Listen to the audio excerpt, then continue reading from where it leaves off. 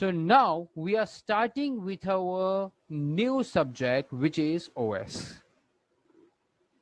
What is the meaning of an operating system? So basically, इसका common this meaning बताए तो this is the interface, a very simple definition अगर हम लोग बताए तो interface between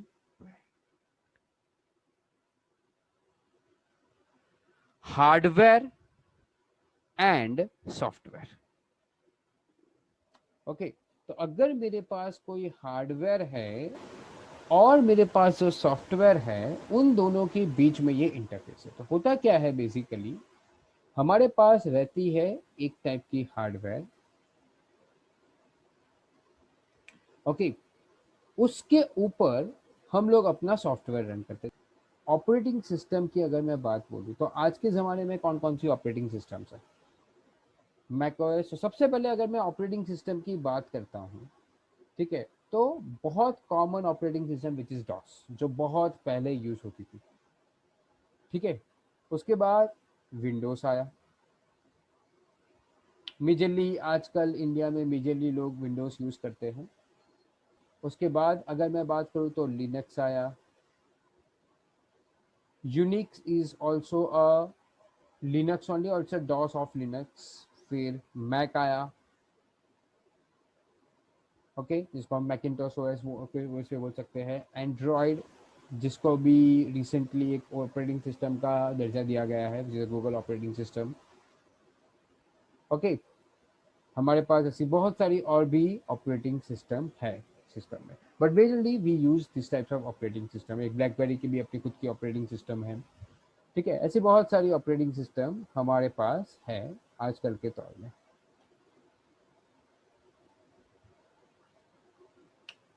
okay. So this is what the different different types of operating system we have. तो हर एक ऑपरेटिंग सिस्टम की, एवरी ऑपरेटिंग सिस्टम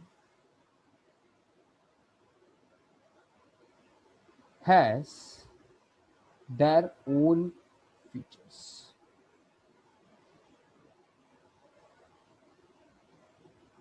ठीक है। हर एक ऑपरेटिंग सिस्टम अपने खुद के फीचर्स के ऊपर काम करती है। हमारे पास बहुत सारी टाइप्स की ऑपरेटिंग सिस्टम्स है और हर एक के अपने खुद के फीचर्स होते हैं, ठीक है। So now we will understand about some of the basic features of an operating system. So this diagram represents some of the basic features of an operating system. So एक ऑपरेटिंग सिस्टम में आपके पास क्या क्या features होते हैं, ये कुछ common features आप लोग के सामने हैं, ओके। सो एक ऑपरेटिंग सिस्टम के कॉमन फीचर्स क्या क्या होते हैं, जैसे कि मैंने एक बोला, एक होता है प्रोसेस मैनेजमेंट। मतलब बेसिकली ये क्या करता है कि आपके पास हर एक डिफरेंट डिफरेंट जो प्रोग्राम्स है, ठीक है, आपके पास जो अलग अलग अलग अलग जो प्रोग्राम्स है, उन प्रोग्राम्स का वो मैनेज करता है। So whatever the different programs we execute, वो उसका मैनेजमेंट करता है। So process is nothing but a program in execution. अगर मैं प्रोसेस की बात करूं तो it is nothing but a program in execution. जो भी प्रोग्राम अभी चल रहा है उसको हम लोग क्या कह लेंगे, एक प्रोसेस कह लेंगे, okay. That's a very standard rule. तो जैसे कि मैंने बोला प्रोसेस मैनेजमेंट, ये अलग अलग अलग जो भी प्रोग्राम्स है उसका मैनेज करता है। फिर आता है मेमोरी मैनेजमेंट। मेमोरी मैनेजमेंट क्या होता है? मेमोरी मैनेजमेंट मतलब अंदर सिस्टम की इंटरनल जो मेमोरीज है, जैसे कि हमने देखा था कि हार्ड डिस्क में मेमोरी होती है, रैम में मेमोरी होती है, ठीक है। We also have a cache memory, we also have registers, ये सारी मेमोरी का भी मैनेजमेंट करता है। फाइल मैनेजमेंट मतलब आपने जितनी भी अलग अलग फाइल्स रिसोर्सेज बना के रखा है वो। यूजर इंटरफेस, जैसे कि फॉर एग्जांपल अभी मैं अपने माउस से या अपने कर्सर से यहाँ पर गोल गोल गोल घुमा रहा हूँ, ये क्या है? ये एक यूजर इंटरफेस है, ठीक है। सिक्योरिटी मैनेजमेंट मतलब आपकी जितने भी सॉफ्टवेयर है वो सारे सिक्योर रहे, ठीक है, ऑपरेटिंग सिस्टम उसका ध्यान रखता है। ओके, फॉल्ट टॉलरेंस का मतलब क्या होता है कि भाई अगर कुछ इश्यू होती है इनसाइड अवर ऑपरेटिंग सिस्टम तो वो इश्यू को अपने आप से रिजॉल्व कर सके। Okay, so resolve fault by itself. So this are some of the common features, और हमारे गेट में भी हम इन्हीं सब कॉमन फीचर्स के बारे में डिस्कस करने वाले हैं। तो कोई भी ऑपरेटिंग सिस्टम ले लो, चाहे वो इनमें से कोई हो, चाहे वो कोई और हो, ठीक है, कोई भी operating system you take into consideration, okay, वो सारी ऑपरेटिंग सिस्टम के पास अपने कुछ की फीचर्स होते हैं, इससे भी ज्यादा होते हैं, ये तो मैंने कुछ ही फीचर्स आपको बताया है ऑपरेटिंग सिस्टम के। ये कुछ की फीचर्स होते हैं, और उन्हीं की फीचर्स के बारे में हम लोग गेट में डिटेल में पढ़ने वाले हैं। Okay, we will have an understanding about how this all things is being taken care by the operating system internally. That's what our gate syllabus is. तो gate syllabus को मैंने यहाँ पे एक छोटा सा डायग्राम के फॉर्मेट में रिप्रेजेंटेशन किया है। अगर मैं गेट में ऑपरेटिंग सिस्टम की बात करूँ, ठीक है, एक चीज हमेशा समझ लो, गेट में अगर मैं ऑपरेटिंग सिस्टम की बात करता हूँ तो जनरली वो तीन हिस्सों में डिवाइडेड है।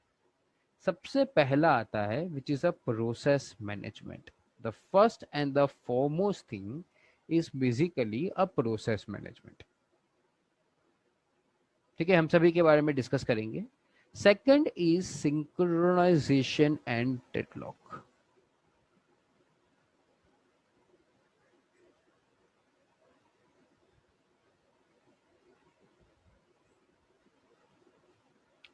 Third is memory and file management.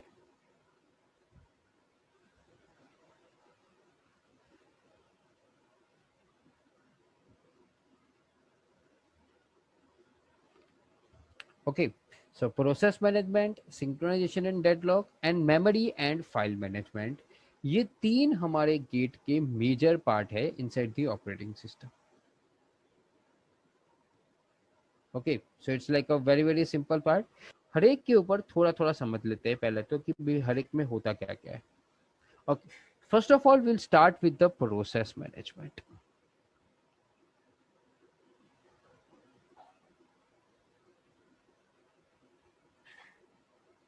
Okay, process management जैसे मैंने आपको पहले ही बताया, what is the meaning of a process. Process हमने पहले ही यहाँ पे देख लिया, it is nothing but a program in execution. तो जो आपका करंट प्रोग्राम है जो एग्जीक्यूशन में हो रहा है उसको हम क्या कह लेंगे, प्रोसेस कह लेंगे। Okay, if you talk about a process management which is the very very basic thing, तो उसके अंदर you would have about concepts of process,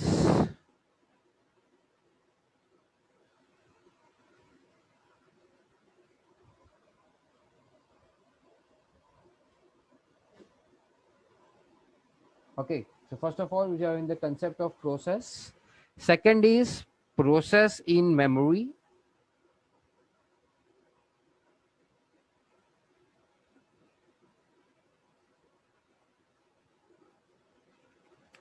Third one is PCB. फिर आता है प्रोसेस स्टेट डायग्राम। ये साथ में ही लिखते रहना ये सारी चीजें। This are the all are the major things which we are going to study.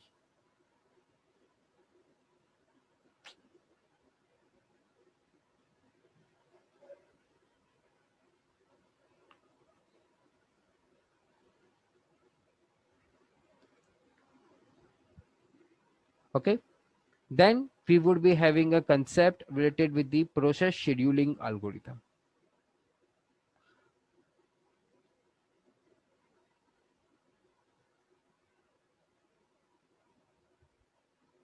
Okay, जिसको हम लोग सीपीयू शेड्यूलिंग एल्गोरिदम भी कह सकते हैं। Okay, then process communication.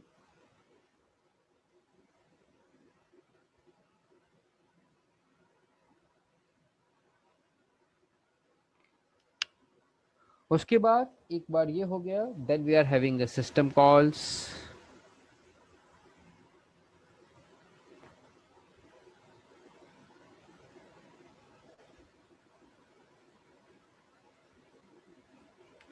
Threads understanding,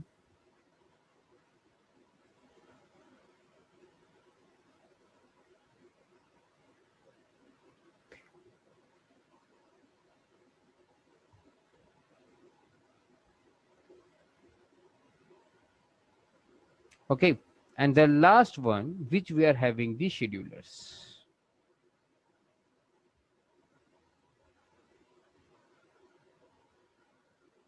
okay इसको मैंने इंपॉर्टेंस के हिसाब से लिखा है इन सबको, not in the chronological order, मैंने इन सबको इंपॉर्टेंस के हिसाब से लिखा हुआ है। तो जो भी आपका पहला है, जो ये प्रोसेस है, process in memory, process control board, process state diagram, process scheduling algorithm, यहाँ तक up till the process scheduling algorithm it is very important. From process communication to this is less important in GATE. तो ये हम लोग जो discuss कर रहे हैं वो हमने पहला के बारे में डिस्कस किया है which is the process management.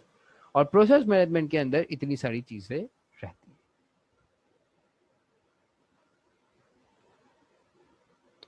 Okay और ये जो मैंने लिखा है ये सब बेसिक बेसिक चीजें लिखी है, इसके अंदर भी एडवांस में बहुत सारी चीजें और भी आएगी। तो सेकंड आता है हमारे पास the concept related with the synchronisation and deadlock.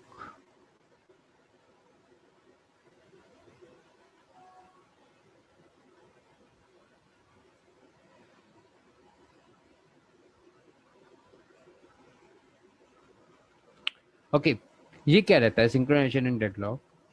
It means multiple process execution at same time।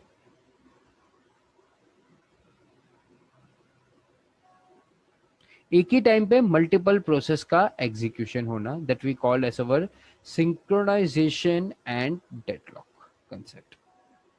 यहां पर we would have a very very important concept which is the race condition and critical section।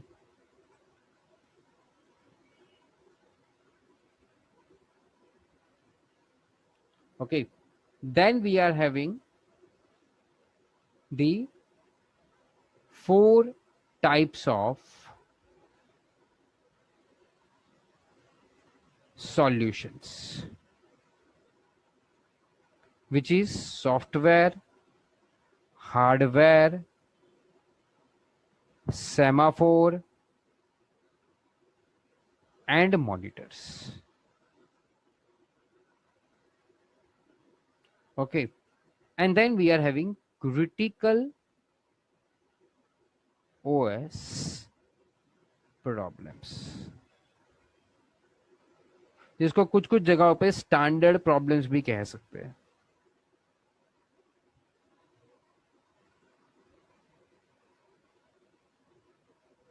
Okay तो ये जब multiple process execution होता है वहीं पर आपका मल्टी थ्रेड का एग्जीक्यूशन भी हो जाता है। ओके क्योंकि थ्रेड भी एक टाइप की प्रोसेस ही है जो हम देखेंगे बाद में आगे। Okay then we will understand about the deadlock. Deadlock बहुत ही सिंपल, तो इतना जो चीज रहेगा वो इसका रहेगा सिंक्रोनाइजेशन का। डेडलॉक बहुत ही सिंपल है, ways to handle deadlock, which are basically deadlock detection and recovery,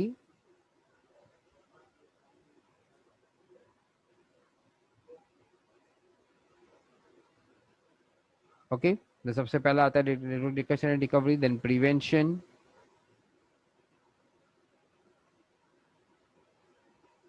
then avoidance।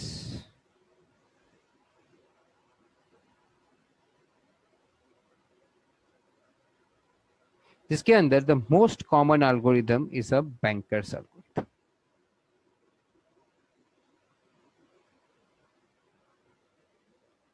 Okay so this is the concept related to the synchronisation and deadlock. अब यहां मैं इंपॉर्टेंस की बात करूं तो basically critical section is very important. ठीक है, software, hardware और सेमाफोर इसका जो है ये इंपॉर्टेंट है। Monitors you can skip. Classic OS problem is also important and ways to handle deadlock में only the major part which is important is the banker's algorithm। Okay, So this is the common thing which is there in the synchronization and the deadlock part, which is the second part of the operating system. So हमने पहला part already देख लिया process management. The second is the synchronization and deadlock. इसमें पहले हम लोग memory management के बारे में समझेंगे, then we will understand about the file. Okay. जब हम लोग मेमोरी मैनेजमेंट की बात करते हैं तो सबसे पहला चीज आता है मैपिंग बिटवीन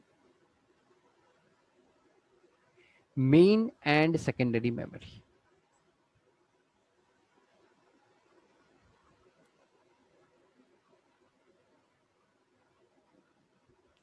ठीक है. अब वो मैपिंग करने की हमारे पास बहुत सारी अलग अलग टेक्निक्स हैं. Okay. The techniques which we are using is the fit algorithms,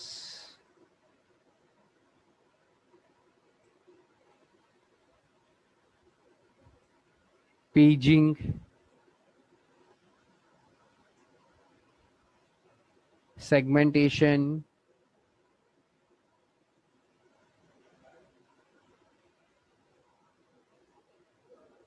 okay.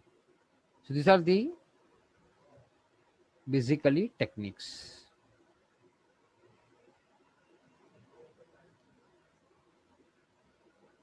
to map, but ये अपने आप में खुद ब खुद एक पूरा टॉपिक है. Okay.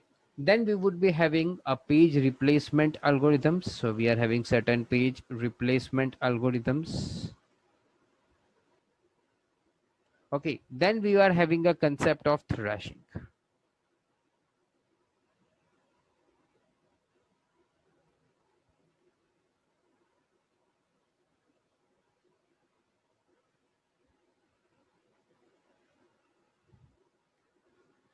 Okay.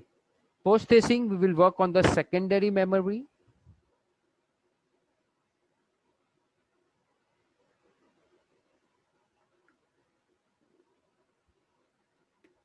ये सेकेंडरी मेमोरी का जो पोर्शन है इट इज कॉमन विथ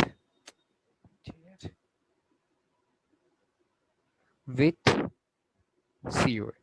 तो सीओए में भी आपको सेकेंडरी मेमोरी पूछ सकते हैं और इसमें भी पूछ सकते हैं, लेकिन डिफरेंस दोनों में ऐसा है कि सीओए सेकेंडरी मेमोरी का बैकग्राउंड पे वर्क करता है, जबकि ऑपरेटिंग सिस्टम सेकेंडरी मेमोरी की मैनेजमेंट पे वर्क करता है. जैसे कि फॉर एग्जांपल यहाँ पर we are having certain algorithms like a disk scheduling algorithms. So the basic concept remains same for both the subjects, but हमारे पास इन दोनों का थोड़ा काम अलग अलग है. Okay, the disk scheduling algorithm. Then we are having a particular different rank head location. Okay, अगर मैं यहाँ पर important चीज की बात करूँ in this particular part, तो basically this techniques to map is totally very very important. ये जितने भी algorithms है वो बहुत ज़्यादा important है. Page replacement algorithm is very very important algorithm.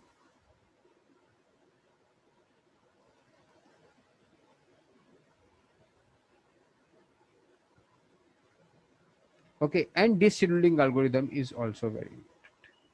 इसकी क्वेश्चंस थोड़े कम आते हैं, but this is also important like as compare to other थोड़े कम क्वेश्चंस आते हैं, पर फिर भी इसकी इंपॉर्टेंस उतनी की उतनी है. Thrashing you can leave, crankshaft location ये कॉन्सेप्ट आप थोड़ा लीव कर सकते हो, कोई दिक्कत वाला काम नहीं है.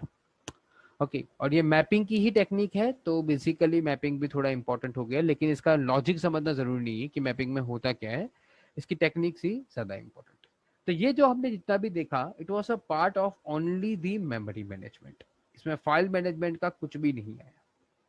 ओके, अगर मैं फाइल मैनेजमेंट का अलग से लिख दूं तो ये एक्चुअली लास्ट पेज में जगह नहीं बची थी, तो मैं यहाँ पे लिख देता हूँ.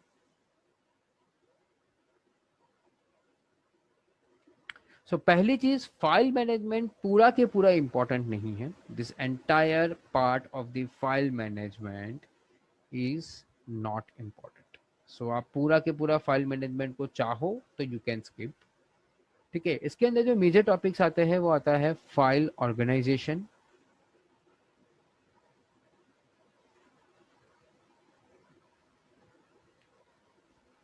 File indexing.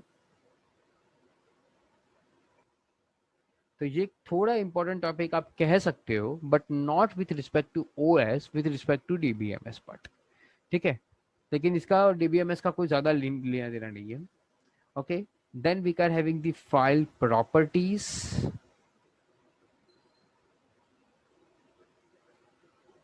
Okay, similarly you can say folder properties, जिसको हम डायरेक्टरी कहते हैं. फोल्डर या डायरेक्टरी जो भी आपको, जिसके अंदर हमारे पास बहुत सारी फाइल्स होती है, उसकी प्रॉपर्टीज.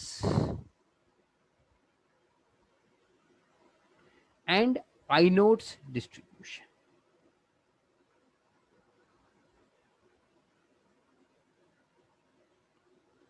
ओके, सो इस तरह से होता है. वैसे तो ये पूरा ही इंपॉर्टेंट नहीं है, लेकिन अगर इसमें थोड़ा बहुत भी आपको कुछ अगर इंपॉर्टेंट करना है, ठीक है, तो आप आइनोड डिस्ट्रीब्यूशन को कर सकते हो. उसके कुछ क्वेश्चंस आते हैं. बाकी इन सब को you can easily. Okay, so ideally हम लोग स्किप नहीं करेंगे लेक्चर में, बट आई रिकमेंड कि आपको चाहे तो आप स्किप कर सकते हो, कोई टेंशन वाला काम नहीं रहेगा इसमें. Okay, so this is the entire structure of the operating system. एक ओएस को स्टार्ट करने से पहले एक बेसिक डिफरेंस समझ लेते हैं कि ओएस और सीओए में, क्योंकि ये बहुत लोग के कंफ्यूजन रहती है कि भाई ओएस और सीओए एक जैसे ही काम करता है.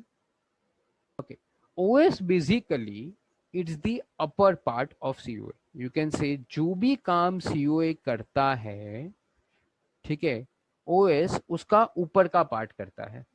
ओके, तो जो भी काम सीओए करता है, COA is nothing but the back work of OS.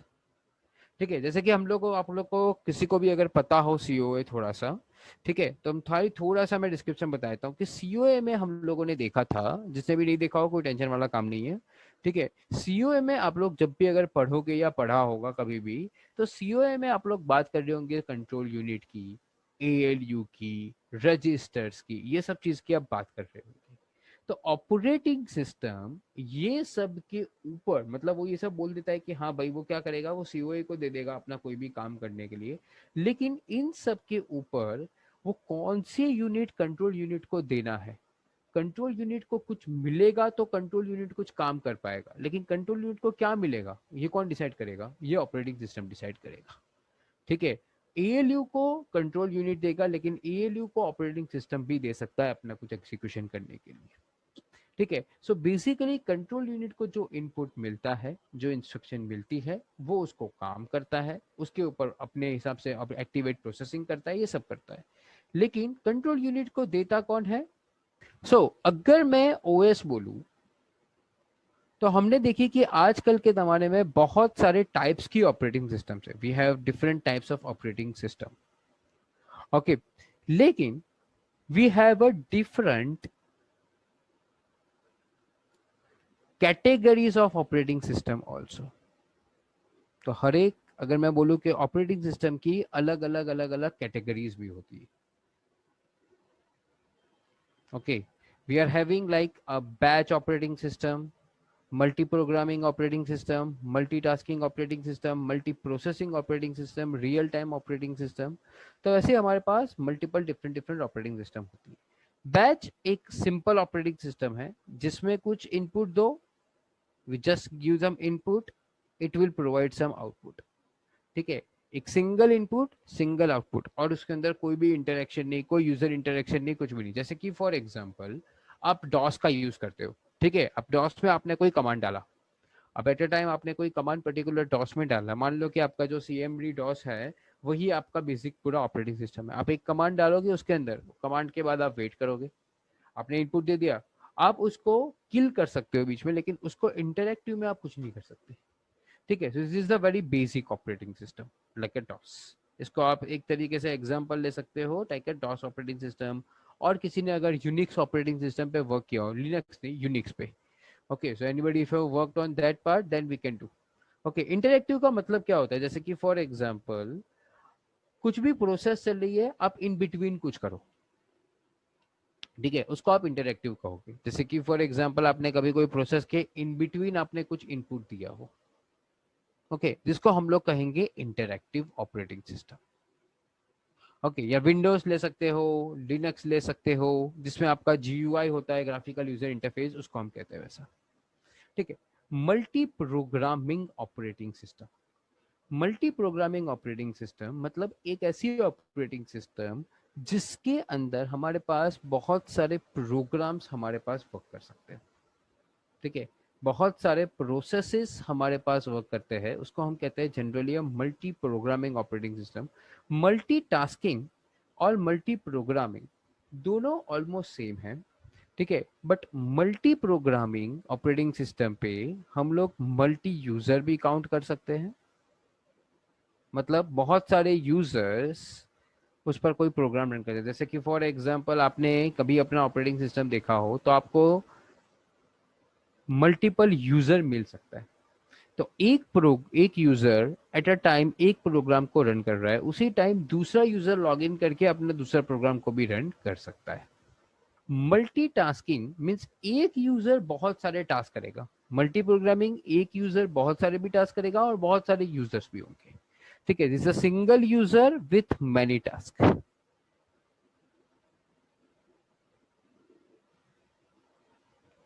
Okay, multi processing operating system, multi processing का मतलब क्या होता है कि मल्टीपल प्रोसेस। जैसे कि आजकल के ज़माने में आप लोग देखते होंगे कि भाई मेरे पास ड्यूअल कोर सिस्टम है जिसके अंदर आपके पास दो different different types of the process हो जाती है। ऑक्टा कोर सिस्टम्स है जिसके अंदर 8 सिस्टम हो जाती है। क्वाड कोर सिस्टम्स है, कोर i5 है जिसके अंदर आपको मल्टीपल कोर्स मिल जाते हैं, ठीक है। सो this is what is a part of the multiple processors.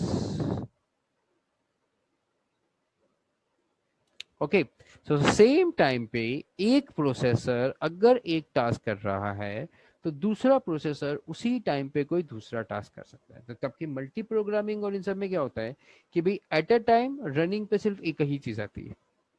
Okay, at a time सिर्फ एक ही एग्जीक्यूट करेगा, दूसरा बैकग्राउंड में करता रहेगा। ओके, कुछ और काम करता रहेगा। रियल टाइम ऑपरेटिंग सिस्टम ये थोड़ा एडवांस कंसेप्ट है। जैसे कि आप कंसिडर कर लो सुपर कंप्यूटर्स, मशीन इंटेलिजेंस, ठीक है, जिसमें आपको रियल टाइम का डेटा मिलता है। या so in multi processing we are using more than one processors, perfect. So multiple processors you can say like जैसे कि ड्यूअल कोर सिस्टम हो गई, आप लोगों ने सुना होगा आजकल कोर i5 कोर i7 सबके लिए कॉमन है। Okay, this are what, this are basically your multi processing operating systems. Okay, so yes, it's a different types of operating system, or you can say the different categories of operating system we have. तो जो पहले हमने discuss किया था वो क्या था कि डिफरेंट डिफरेंट कंपनीज और different different type of the organisation जिन्होंने अपनी खुद की ऑपरेटिंग सिस्टम बनाई। ओके, और यहाँ पर क्या सीन है कि हमारे पास हर एक की कंपनी की अलग अलग टाइप की ऑपरेटिंग सिस्टम बनती है। ओके, सो हर कोई अपने हिसाब से अपनी ऑपरेटिंग सिस्टम को डिजाइन करता है। बट जनरली आजकल मार्केट में multi programming, multi tasking, multi processing operating system ज़्यादा चलती है। ओके, ओके, सो मल्टीटास्किंग, मल्टीटास्किंग में आपके पास अगर मल्टीपल टास्क है तो एक ही कोर होगा, ठीक है। Multitask means what, single core, okay, and a single core single processor, उसके अंदर बहुत सारे टास्क। जैसे कि आप लोग को एग्जांपल ले लो, लाइक पहले के जमाने में सिंगल कोर सिस्टम आता था, ओके, जिसके अंदर ड्यूअल कोर ऑक्टा कोर ऐसा कुछ नहीं आता, सिंगल कोर सिस्टम आता था। तो single core is also multitasking system. Okay, simple. So programming language basically अगर आपका कोई भी ओएस बनाना है तो ओएस के लिए you can use any particular programming language, but generally अगर आपको पता है C plus plus is use as one of the common for Windows, Windows के लिए बहुत सारी कॉमन सी प्लस प्लस बनाई जाती है।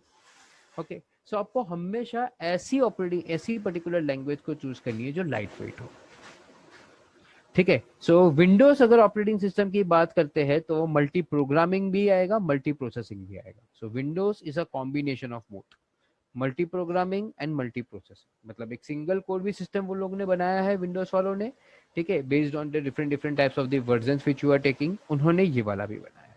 उन्होंने मल्टीटास्किंग भी बनाया है। तो विंडोज, अगर मैं विंडोज 10 की बात करूँ जिसके अंदर अपने पास अलग अलग कोर्स रहता है तो वो अलग अलग टाइप के फॉर्मेट को फॉलो करता है। सो हर एक ऑपरेटिंग सिस्टम की एक सपोर्टेबिलिटी होती है। ठीक है, आपने उसको जितना कोर्स ऑफ सिस्टम दिया उस हिसाब से वो अपनी कैटेगराइज करेगा operating system. Okay, so this is the basic fundamental of this. So OS बनाने के लिए C plus plus one of the language, then दूसरी एक लैंग्वेज आती है पर्ल, ये सब कॉमन लैंग्वेज है जिसके थ्रू ओएस बनता है। ओके, हमेशा लाइट वेट लैंग्वेज को यूज करना है, जावा, डॉट नेट, ठीक है, सी शार्प, ये जो हैवी ऑब्जेक्ट ओरिएंटेड लैंग्वेज है उसको हम ज्यादातर यूज नहीं करते हैं for doing this part. Okay, so this is the concept related with the operating system. Now हम लोग समझते हैं प्रोसेस। हमने ये पूरी की पूरी कथा करी, सबसे पहले समझ लेते हैं process. So process is what, मैंने ऑलरेडी ऑल आपको डेफिनेशन बता दी है, मैं वापस एक बार लिख देता हूं, प्रोग्राम इन एग्जीक्यूशन। ठीक है, ओके।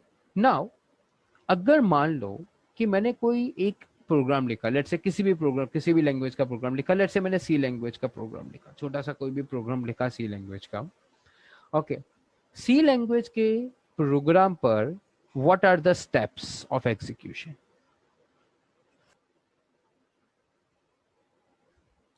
ओके, सबसे पहले वो जाएगा किसमें? It will go to the compilation part. In the first and the foremost thing it will go where? It will go to the compilation part. Second, compilation के बाद it will go to the loading part. नहीं, loading पे पहले नहीं आता, sorry, my mistake. First of all, it will do the linking. Then it will do the loading. Then it will do the execution. What is the concept of compilation? Compilation करता क्या है basically, उसका input output क्या होता है? आपने अगर कोई भी कोड लिखा, कोड को कंपाइल किया, तो बेसिकली वो मशीन लेवल लैंग्वेज में उसको कन्वर्ट कर देगा, जिसको आप मशीन लेवल कोड भी कह सकते हो या तो फिर बाइनरी कोड। जब भी मैं कोई भी कोड को मशीन लेवल कोड में कन्वर्ट करता हूं, ठीक है, सो क्या होता है? अगर मैं किसी को भी मशीन लेवल कोड में कन्वर्ट करता हूं तो क्या होता है कि इस कोड में जितने भी फंक्शंस है, ठीक है, फंक्शंस हो, अगर सी प्रोग्रामिंग की बात कर रहा हूं तो फंक्शंस होंगे जितने भी, अगर मान लो कि मैं जावा या कोई भी दूसरी प्रोग्रामिंग की बात करता हूं, ठीक है, वो बेसिकली आपके, सो इसके जितने भी अलग अलग फंक्शंस होंगे वो अलग अलग, it will have a different different binary code. Okay, so हर एक particular function different different binary code में डिवाइड हो जाएंगे। ठीक है, जितने भी आप फंक्शन बनाओगे, अगर यही चीज मैं सी की जगह पे जावा में करता हूँ तो अलग अलग क्लासेस में डिवाइड हो जाएगा। अगर मैं जावा स्क्रिप्ट में लिखता हूँ तो अलग अलग जेएस के फंक्शंस में डिवाइड हो जाएगा। It is depend on the programming language, वो इसको इसमें कर देगा। अब क्या होता है, हमारे पास एक फेज आता है लिंकिंग का। Okay, which would link all the required functions for proper dependency.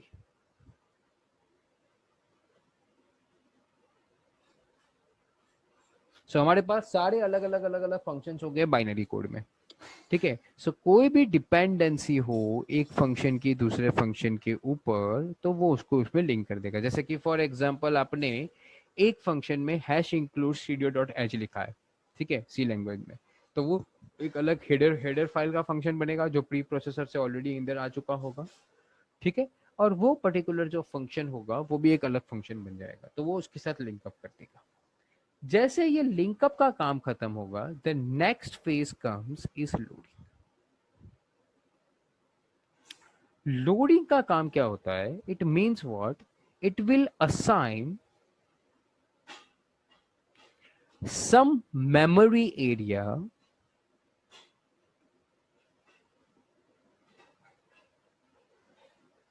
in main memory to the program। तो पूरे प्रोग्राम के जितने भी फंक्शंस है उसको पूरा एक मेन मेमोरी में कुछ एरिया असाइन करगा उसके अंदर। ठीक है।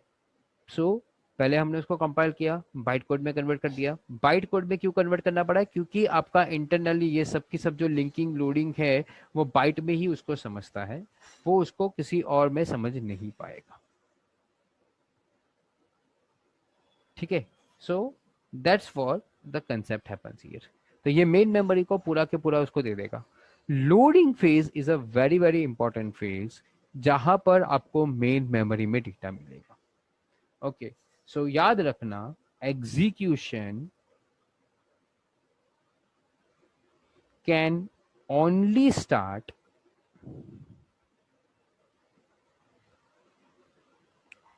once program is loaded.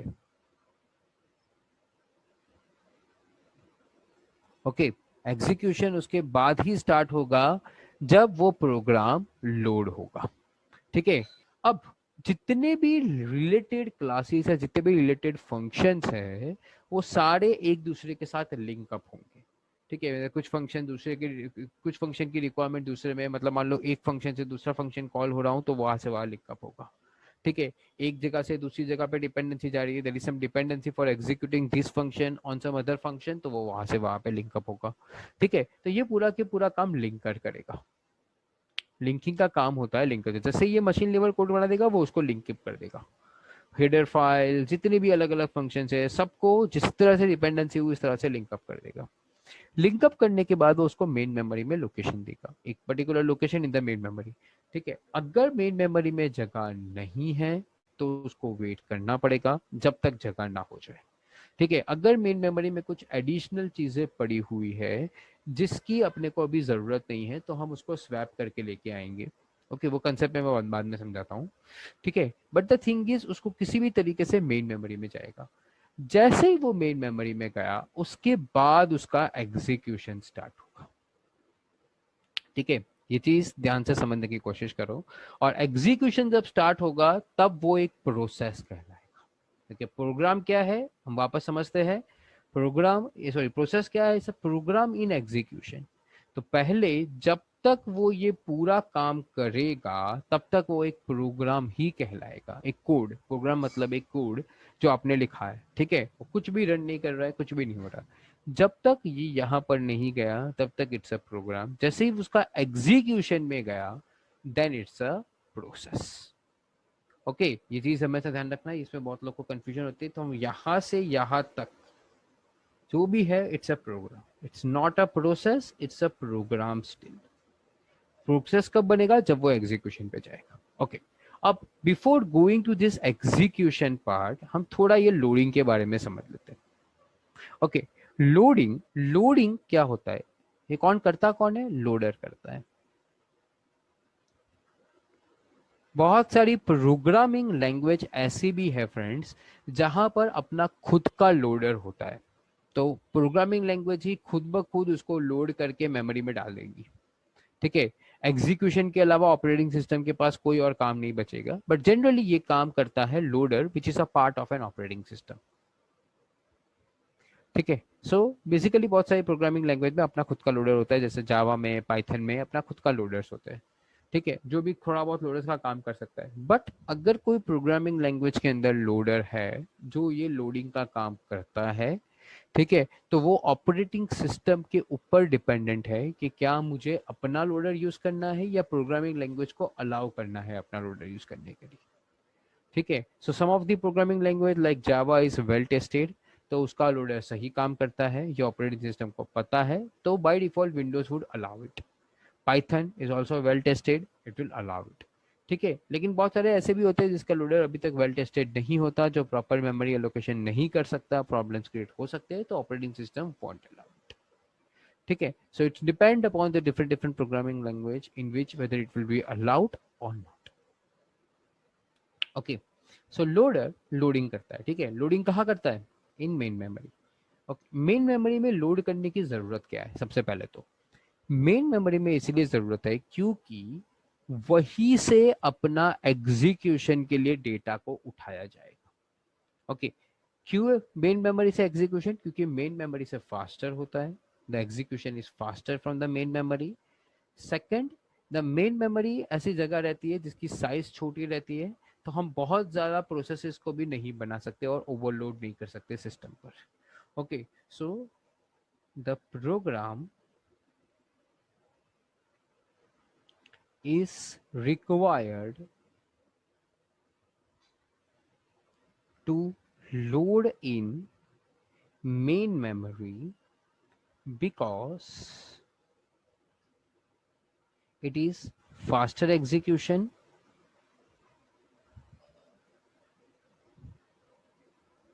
and having a medium size, so that we can execute more programs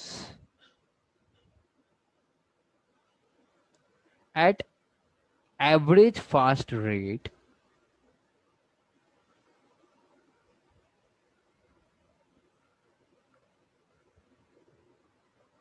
okay. Medium size क्यों मैंने बोला? क्योंकि कैश स्मॉल होता है, कैश स्मॉल होता है, उसके बाद आता है मेन मेमोरी, उसके बाद आता है सेकेंडरी मेमोरी. अगर मैं सेकेंडरी मेमोरी से उठाऊंगा तो मेमोरी मुझे डेटा मुझे साइज बहुत ज्यादा मिलेगी. Okay, but it would B very slow.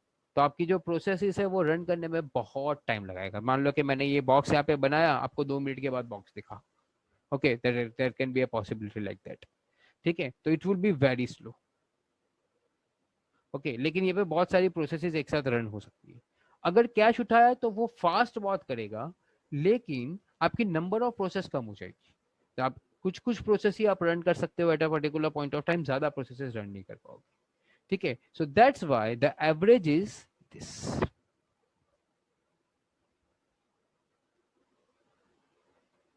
Okay, बहुत सारे ऑपरेटिंग सिस्टम ऐसा भी करते हैं कि कुछ कुछ बहुत इंपॉर्टेंट प्रोसेस को कैश के थ्रू रन कराते हैं ताकि वो फटाफट रन हो सके.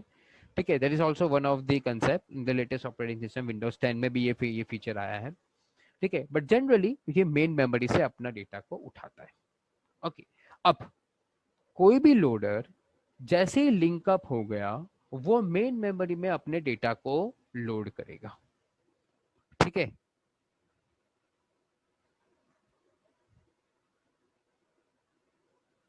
तो हमने देखा कि लिंकअप किया, लिंकअप के बाद वो लोडिंग पे गया. लोडिंग क्यों मेन मेमोरी में करना है? क्योंकि उसे फास्टर एग्जीक्यूशन हो सकता है as compare to secondary memory. लेकिन लेकिन यहाँ पर उसकी साइज भी कम रहती है as compare to secondary memory.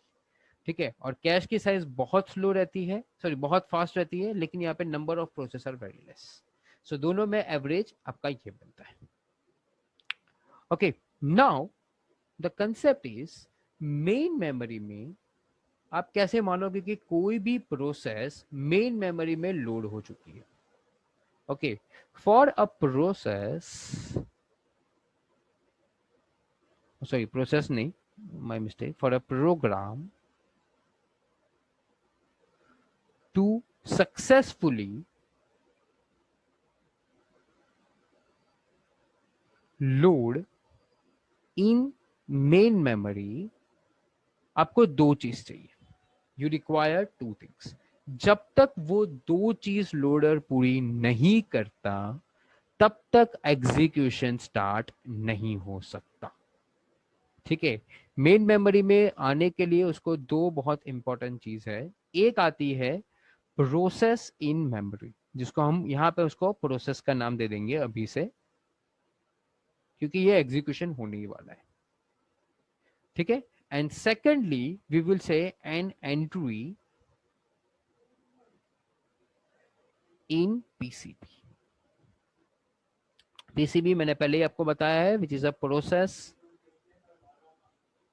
Control block. ठीक है, so process in memory and entry in PCB, ये दो चीज आपके लिए इंपॉर्टेंट है. दो चीज होनी चाहिए, उसके बिना it is never ever go towards the execution phase. So these are mandatory for execution.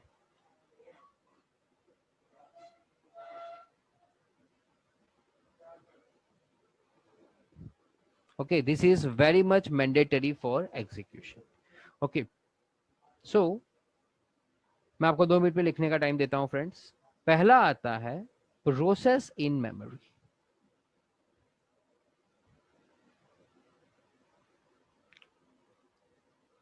Process in memory के बारे में अगर मैं बात करूं यहां पर, ठीक है, तो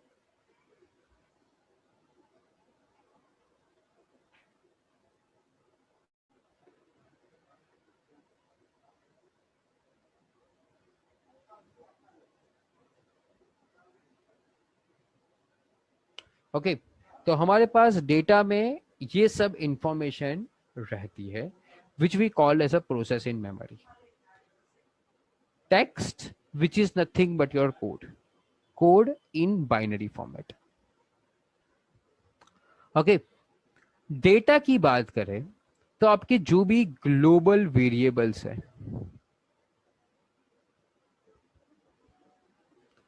that's we called as our data.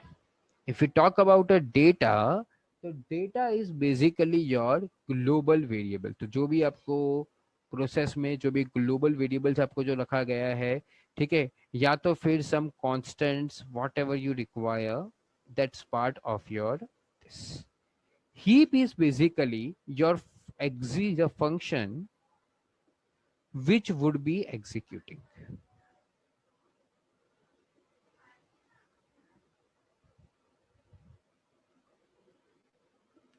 And stack आपके पास फंक्शन का स्टैक ट्रेस। जैसे ही वो एग्जीक्यूशन करेगा ये स्टैक ट्रेस बढ़ता जाएगा। इनिशियली फंक्शन की साइज बड़ी रहती है, फंक्शन या ऑब्जेक्ट सबकी साइज बड़ी रहती है, ठीक है। जैसे ही वो अपना एग्जीक्यूशन करता जाएगा ये साइज बढ़ती जाएगी, ये साइज कम होती जाएगी। Okay, so this both are dynamic in size.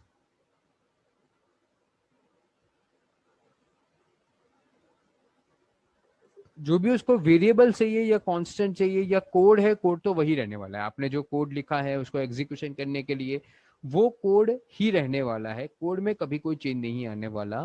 But the thing is ये जो हीप एंड स्टैक है उसका चेंज हो जाएगा। मतलब जैसे ही वो इनिशियली फंक्शन होंगे तो हीप की साइज बड़ी होगी, ठीक है। उसके बाद जैसे जैसे एग्जीक्यूशन होता जाएगा, एक के बाद एक फंक्शन दूसरा तीसरा चौथा चौथा कॉल होता जाएगा, तो इंटरनली ये स्टैक की जो वैल्यू है वो बढ़ती जाएगी, ठीक है। और हीप में जो भी फंक्शंस का जो भी ऑब्जेक्ट अभी आपको चाहिए नहीं वो निकाल दिया जाएगा, तो ये बेसिकली थोड़ी बहुत साइज होती जाएगी। तो ये बेसिकली ये डायनामिक इन स्कोप और size, you can say like that way, ठीक है। तो पहली चीज एक प्रोसेस को जो चाहिए वो ये चाहिए, मेमोरी में एक लोकेशन चाहिए जिस लोकेशन पे ये पर्टिकुलर चीज होगी। का मतलब मैंने बताया राइट कि उसमें जो भी फंक्शन एग्जीक्यूट हो रहे वाले हैं, जितने भी फंक्शंस आपने लिखे हैं, क्योंकि ये पर्टिकुलर लैंग्वेज में क्या करता है, इनिशियली मैंने बताया कि लोडर बेसिकली अलग अलग फंक्शंस बाइनरी कोड फंक्शंस में डिवाइड कर देता है। तो जितने भी फंक्शंस है जो एग्जीक्यूट होने वाले हैं वो सब आपके हीप में रहेंगे, ठीक है। That's basically your execution functions, you can say like that way. Stack में अभी इनिशियली कुछ भी नहीं होगा, जैसे एग्जीक्यूशन होता जाएगा आपका स्टैक ट्रेस बढ़ता जाएगा। Okay, so this is the first thing and this is required inside a main memory.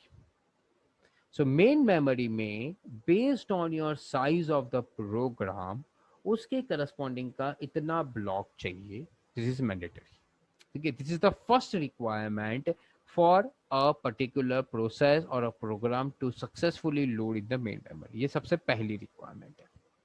दूसरी रिक्वायरमेंट है entry in PCB. Okay, PCB क्या होता है उसको हम समझ लेते हैं पहले। तो पीसीबी क्या होता है, इट इज बेसिकली, मैं थोड़ा सा पहले एक बार डेफिनेशन आपको समझा देता हूँ। Basically a link list, link list सबको पता होगा। लिंक लिस्ट क्या होता है, डेटा स्ट्रक्चर है जिसमें nodes pointing to next pointing to next pointing to next चलता रहता है।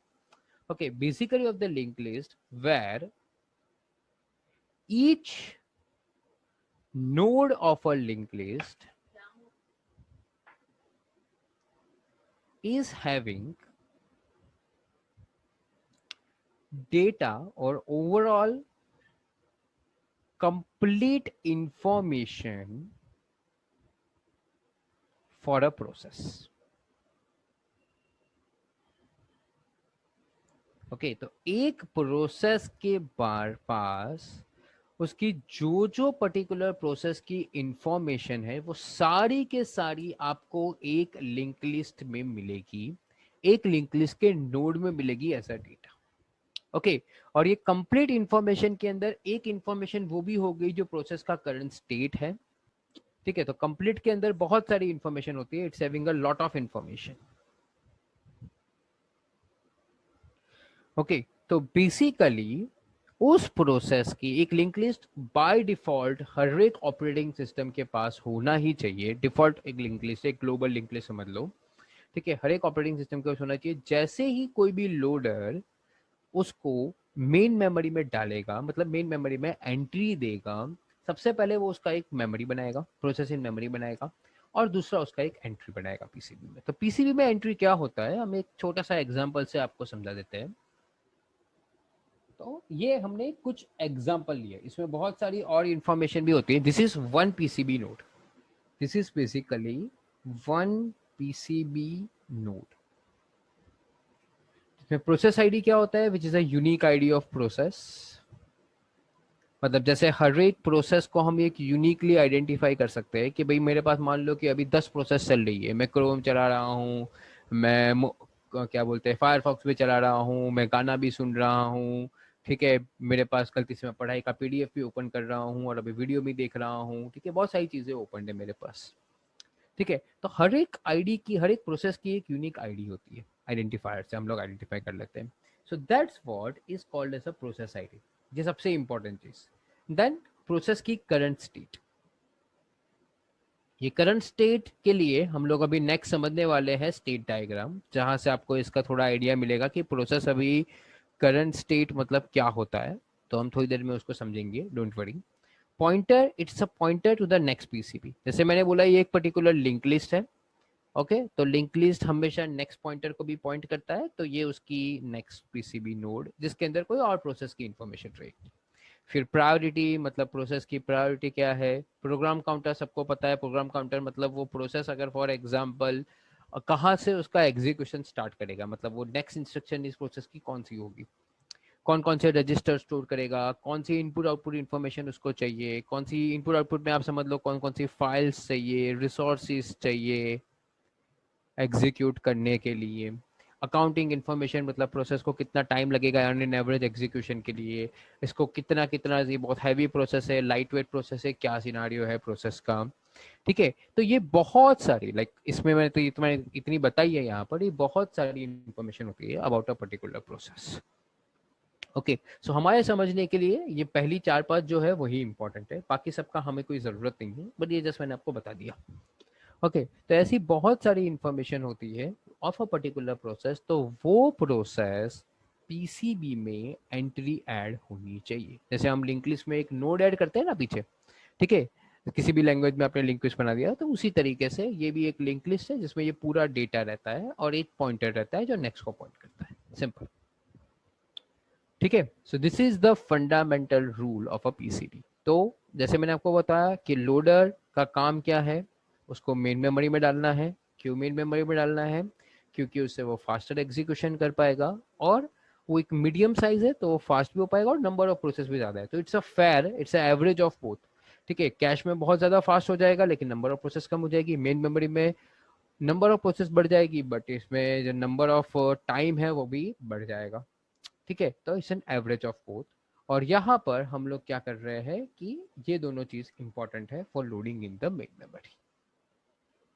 अभी हम लोगों ने देखा कि भाई प्रोसेस जो है, और यू कैन से प्रोग्राम, अभी तक उसको प्रोग्राम ही बोलते हैं आइडियली, तो वो मेन मेमोरी में आ गई। मेन मेमोरी में आ गई मतलब फिर से रिवर्स कर देता हूँ कि उसकी पीसीबी में एंट्री आ गई और उसका एक पर्टिकुलर मेमोरी एंट्री बन गई। ओके, जैसे ये काम होगा, जैसे ही ये काम होगा, the program would be eligible for execution। ठीक है, program would be eligible for execution. अब एग्जीक्यूशन के लिए it would be decided by the CPU scheduler. ठीक है, ये एक बहुत इंपॉर्टेंट कंसेप्ट है, ध्यान से समझने की कोशिश करना। It would be decided by the CPU scheduler when to execute which programme.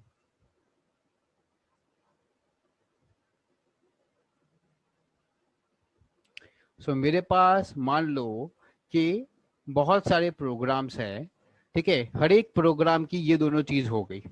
ठीक है, कौन कौन सी दो चीज दी, मेमोरी में बन गया और मेरे पास ये बन गया। ठीक है, तो हर एक प्रोग्राम की ये दोनों इंफॉर्मेशन मेरे पास आ गई ना। सीपीयू शेड्यूलर डिसाइड करेगा कि मुझे कब कौन सा प्रोग्राम को एग्जीक्यूट करना है। कैसे आइडेंटिफाई करेगा, अपने उस हर एक प्रोग्राम की प्रायोरिटी देखेगा, हर एक प्रोग्राम कितना रिसोर्सेज ले रहा है वो देखेगा, उसकी मेन मेमोरी में कितनी जगह रोक रहा है वो देखेगा। So it is based on this और डिसीजन और बेस्ड ऑन दिस और कंसेप्ट इट विल डिसाइड कि भैया मुझे कौन से प्रोग्राम को एग्जीक्यूट करवाना है। Okay, and this particular thing is being done by the states. तो वो उस हिसाब से उसका स्टेट्स मेंटेन करेगा। ओके,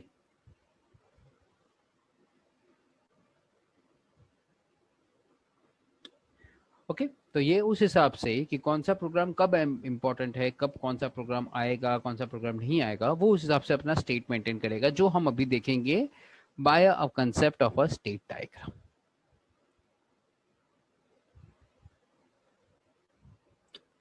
ओके, तो हम उसके बारे में थोड़ा सा डिस्कस करते हैं। एक चीज याद रखना, यहां पर हम जो भी चीज डिस्कस करेंगे related with the state diagram, वो we are taking an assumption, ये एक अजम्पशन है कि हमारे पास सिंगल कोर सिस्टम है। ओके, मतलब सिंगल कोर मतलब एक सिंगल प्रोसेसर सिस्टम है। मतलब आज हम लोग भी 2000 या 2005 की साल में रह रहे हैं, जहाँ पे मल्टी कोर या dual core, core i7, core i5 कुछ नहीं आया है, ये एक सिंगल कोर सिस्टम है। ठीक है, हम उसका अजम्पशन लेके ये डिस्कशन करेंगे। अगर आप उसको मल्टीपल कोर्स करोगे तो आप उसको रेप्लिकेट कर सकते हो, वो मैं बाद में बताऊंगा कैसे ये वर्क करता है। But according to the GATE standard या अकॉर्डिंग टू द गेट, हमें बाय डिफॉल्ट ये कंसिडर करना है कि हम जो भी डिस्कशन करेंगे वो सिंगल कोर सिस्टम पे करेंगे। तो स्टेट डायग्राम में क्या होता है, सबसे पहले ये बेसिक स्टेट डायग्राम ऑलरेडी बहुत सारे लोगों को पता होगा, तो मैं थोड़ा बता देता हूँ फटाफट से। सबसे पहले न्यू स्टेट आती है। न्यू मतलब क्या हो गया, a process is just been created. आपने कोड लिखा, कोड लिख के आपने जैसे ही उसको स्टार्ट किया एग्जीक्यूशन, मतलब बेसिकली इंटरनली उसका कंपाइलेशन स्टार्ट होगा, वो एक न्यू फेज है। न्यू फेज हमेशा सेकेंडरी मेमोरी में रहता है।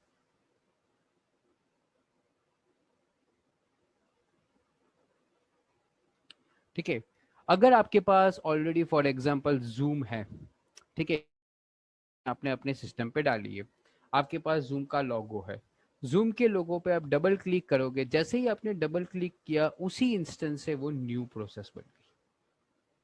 ठीक है, अब न्यू प्रोसेस बन गई, जैसे ही उसको मेन मेमोरी में डेटा मिलेगा, जैसे ही उसको मेन मेमोरी में डेटा मिलेगा, मतलब उसको मेन मेमोरी में जगह मिलेगी। कौन कौन सी जगह, दो जगह, पीसीबी में entry and second information in the process of memory. ठीक है, तो वो कहाँ पे चला जाएगा, रेडी पे चला जाएगा। रेडी मतलब वो एक मेन मेमोरी में आ चुका है, plus required required mapping, required memory उसको मिल चुकी है। Okay, what ever the required memory, ये रीड मेमोरी नहीं है, थोड़ा कंफ्यूज ना हो उसके लिए, it's a required memory. Okay, तो जो भी उसकी रिक्वायर्ड मेमोरी थी है और वो मेन मेमोरी में आ चुका है। सिंपल। मेन मेमोरी में से एट अ टाइम सिर्फ एक ही प्रोसेस रनिंग पे जाएगा। सो मल्टीपल प्रोसेस मेन हो सकता है कि आपने जूम पे डबल क्लिक किया, उसके बाद ही नीचे वीएलसी मीडिया प्लेयर हो, वीएलसी मीडिया प्लेयर पे डबल क्लिक किया हो, उसके नीचे ही फॉर एग्जाम्पल क्रोम हो, क्रोम पे भी डबल क्लिक किया हो। तो इट कैन बी पॉसिबल कि आपने मल्टीपल प्रोसेस पे डबल क्लिक किया हो और मल्टीपल प्रोसेस को मेमोरी मिल गई हो और वही मल्टीपल प्रोसेस आपका रेडी में आ जाए, लेकिन रेडी से एट अ पर्टिकुलर टाइम सिर्फ एक ही प्रोसेस रनिंग पे आएगा। ठीक है। और ये इसलिए कि ही प्रोसेस आएगा एट अ टाइम बिकॉज हमने सिंगल कोड लेके रखा है। अगर हमने मल्टीपल कोड लेके रखा है, लेकिन आज के ज़माने में दो अलग अलग कोड्स पे, एक पे क्रोम चल सकता है, एक में वीएलसी चल सकता है, इट्स पॉसिबल। ठीक है। बट ये हमने एक सिंगल कोड सिस्टम लेके रखा है जैसे एग्जांपल के तौर पे। ठीक है, तो एक ही प्रोसेस आएगी, only one at a time. यहाँ पर हमेशा रहेगा only one at a time. ठीक है। उसके बाद ये रनिंग पे है, रनिंग पे उसका काम खत्म हो गया। ठीक है। अगर वो सक्सेस हो गई या तो फिर वो फेलियर हो गया, it would be terminated.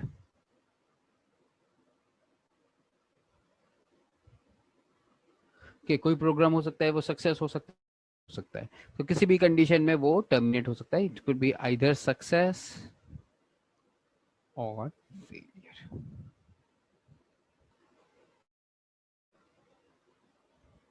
Okay, ये चीज हमेशा ध्यान रखना। अगर उसको कुछ रिसोर्स चाहिए, जैसे कि फॉर एग्जांपल मैंने एक प्रोग्राम रन किया।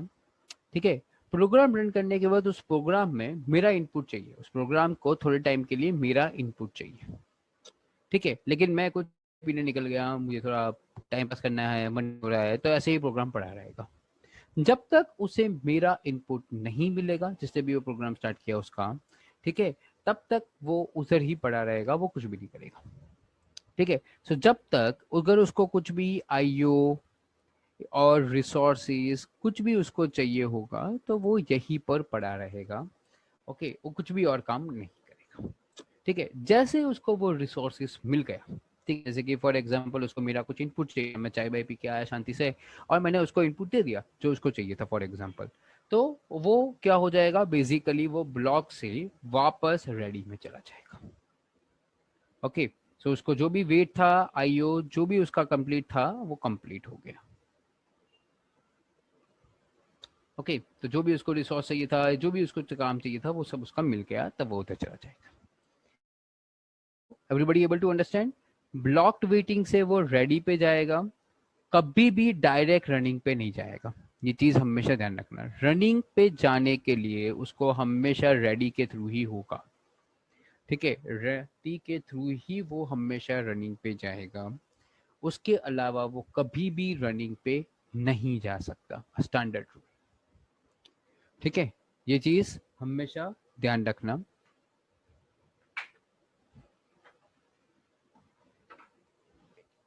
रेडी से जब वो शेड्यूल होगी, शेड्यूल,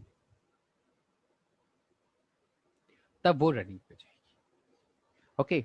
तो बेसिकली रेडी से जब शेड्यूल होगी तब वो रनिंग पे जाएगी, अदरवाइज नहीं जाएगी। तो ये बहुत ही बेसिक फ्लो है of a process state diagram.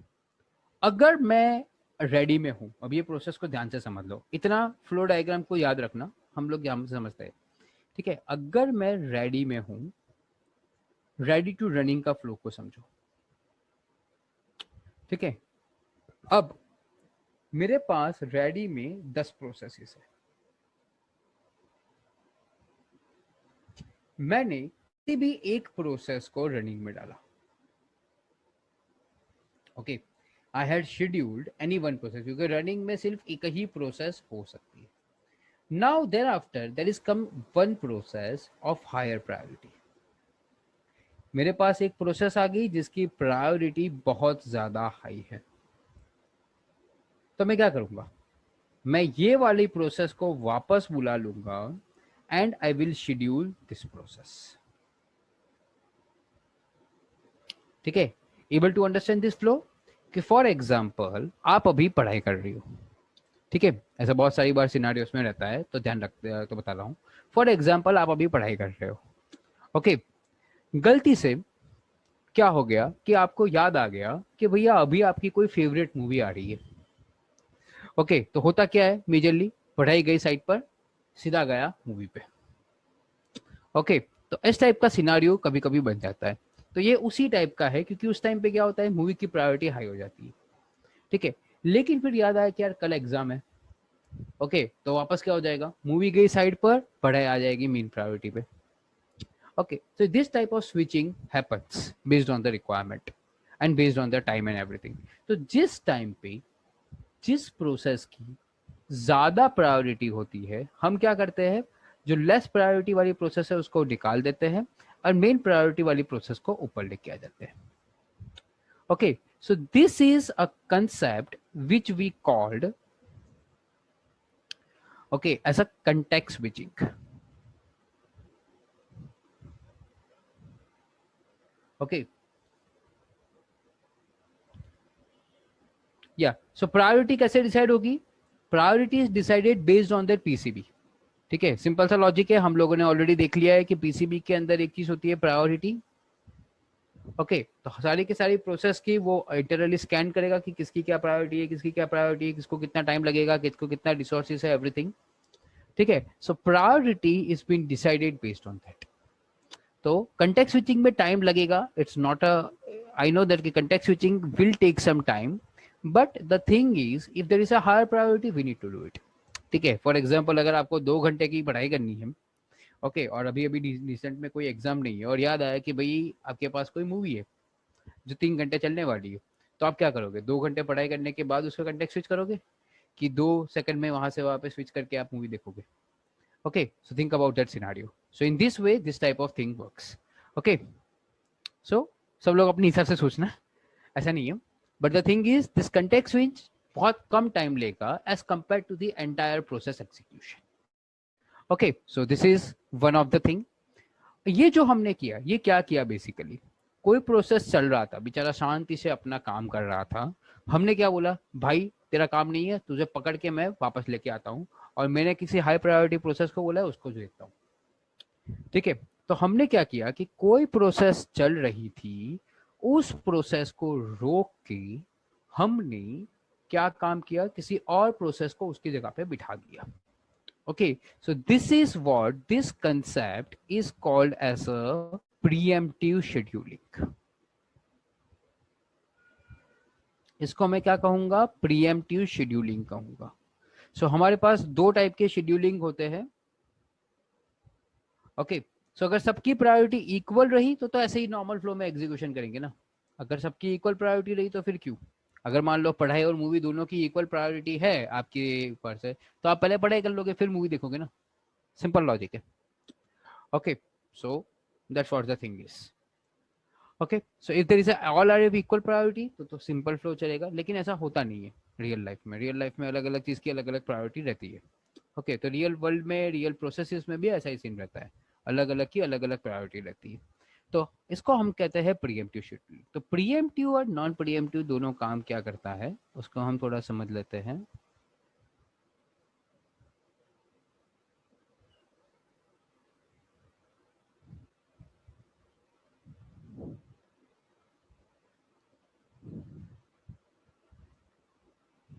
ठीक है, preemptive means we can, we मतलब the scheduler can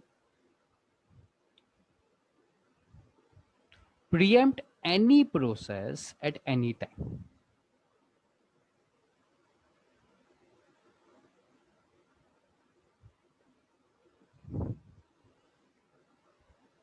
At any time. preempt कर लिया मतलब क्या हो गया? Basically we are moving them from running to ready. कभी भी. तो बेसिकली हमने क्या कर दिया? रनिंग टू रेडी कर दिया. और नॉन प्रीएम्प्टिव में ये काम नहीं कर सकते. ठीक है, सो नॉन प्रीएम्प्टिव के केस में क्या होता है? ऐसा नहीं होगा.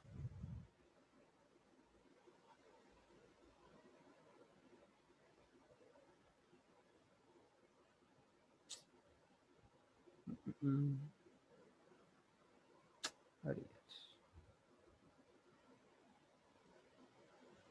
Just a minute. Non pre-emptive के केस में ये चीज आपकी नहीं रहेगी. ओके, तो अगर मैं आज के ज़माने में नॉन प्रीएम्प्टिव करने बैठता तो भाई पढ़ाई चल रही है.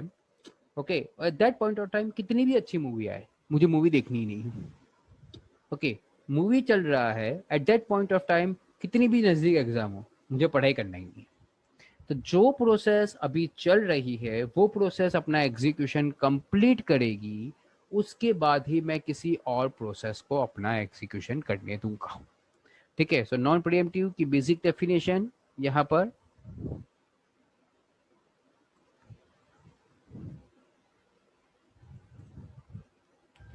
The scheduler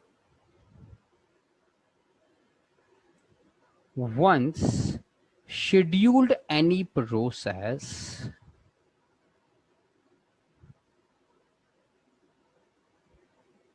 cannot force it to come back until the process is completed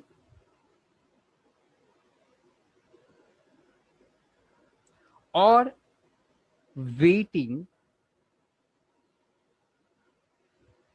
for some resources by itself.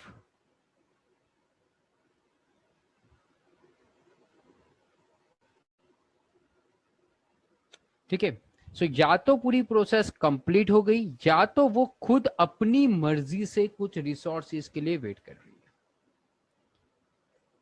ठीक है, ये चीज हमेशा ध्यान रखना, या तो वो पूरी कंप्लीट हो गई या तो फिर it is waiting for some resources by itself. तब तक शेड्यूलर अपनी मर्जी से इट कैन नॉट फोर्स।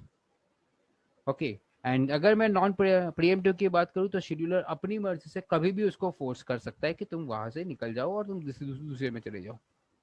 ठीक है, सो बेसिकली ये रनिंग टू, ये पूरा जो समझाने का रीजन क्या था कि we can go from running to ready when there is some preemptive high priority process there is there. Okay, so preemptive जब भी हाई प्रायोरिटी प्रोसेस होती है तब हम लोग रनिंग से रेडी पे बनते हैं। तो ये स्टेट डायग्राम में ये चीज हमने एक ऐड की। ओके, अभी एक और चीज ध्यान से समझते थे, यहाँ पर कोई भी प्रोसेस ब्लॉक या वेटिंग में है। ठीक है, any process is there in the blocked और वेटिंग। मैं ये सब का आपको लिखने का टाइम देता हूँ अभी थोड़ी देर में, डोंट वरी अबाउट इट। पहले आप ये डायग्राम को थोड़ा सा ध्यान से समझ लो, कुछ भी नहीं लिखोगे चल जाएगा फ्रेंड्स, डोंट वरी। ठीक है, ब्लॉक्ड या वेटिंग में है कोई प्रोसेस, ब्लॉक्ड या वेटिंग में कब जाती है, again we are repeating, ready से रनिंग पे गई, एग्जीक्यूशन हो रही है, उसको कुछ इनपुट आउटपुट चाहिए फ्रॉम यूजर, या उसको कोई रिसोर्स चाहिए या कोई फाइल चाहिए या कुछ भी इंफॉर्मेशन चाहिए उसको, किसके लिए, अपना खुद का एग्जीक्यूशन कंप्लीट करने के लिए वो यहाँ पे गया। अब जब भी वो ब्लॉक्ड या वेटिंग में होता है तो it is basically in the main memory at any point of time, when ever it is in the blocked और वेटिंग, वो मेन मेमोरी में रहता है। ओके, अब क्या सीन होगा मेन मेमोरी का, अगर उसको बहुत लंबे समय तक उसको वो रिसोर्स नहीं मिला। ठीक है, जैसे कि फॉर एग्जांपल क्या सीन हुआ कि आपने जूम ओपन किया, ओके, करके रह गया, अब बहुत समय तक आपने उसको कोई इनपुट दिया ही नहीं, ना मीटिंग ज्वाइन करने का कुछ बोला, ना आपने अपनी खुद की लोकल मीटिंग स्टार्ट की, ना मीटिंग कोई शेड्यूल की, उसके कोई भी ऑपरेशन पे आपने कोई काम धाम किया ही नहीं, वो ऐसे ही नीचे पड़ा रहा। ओके, तो प्रॉब्लम क्या होगा, प्रॉब्लम ये होगा कि भैया ये मेन मेमोरी में पड़ा है। ओके, जब भी वो आता है तो किस में आता है, मेन मेमोरी में आता है, उसका एक जगह होती है मेन मेमोरी में, उसकी एक पर्टिकुलर लोकेशन होती है मेन मेमोरी में, पीसीबी में एंट्री होती है, वो सब चीज़ें होती है। Okay, at that point of time अगर वो लंबे समय के लिए मेन मेमोरी में पड़ा रहा तो प्रॉब्लम होगा कि वो बाकी प्रोसेस के रिसोर्सेज को खाएगा। आपने तो भाई इसको चालू करके छोड़ दिया, ऐसे ही पड़ा रहा है। ठीक है, ऐसा बहुत सारी सिस्टम्स होती है, आपने इसे चालू करके छोड़ दिया होता है, आपको भी खुद याद नहीं रहता अपने सिस्टम पे कि भी कुछ कुछ ऐसी प्रोसेस मेरी बाकी है। ठीक है, जैसा ऐसा सिनारियो रहता है, तो उस केस में क्या करना है, it will be go on to this suspended state.